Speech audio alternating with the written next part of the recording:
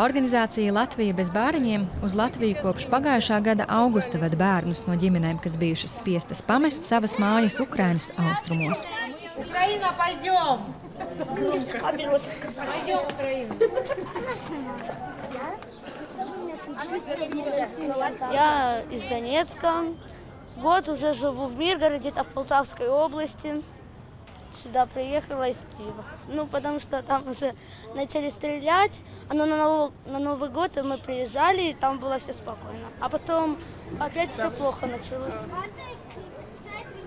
4 nedēļu laikā bērni iedzīvojas ģimenēs Latvijā, pavada ar tām kopīgas brīvdienas un rīko ekskursijas un nometnes un smiekli pārmāca atmiņu smagumu. Mājās Ukrainā kara dēļ pārcelšanās stāsti bērniem ir līdzīgi. Мы еще до войны уехали на море, и потом только поняли, что там война.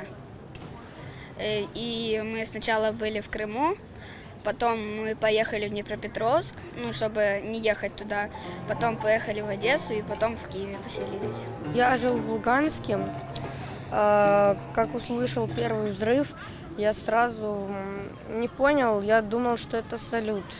Но потом салют не мог только один раз и без всяких ярких огоньков.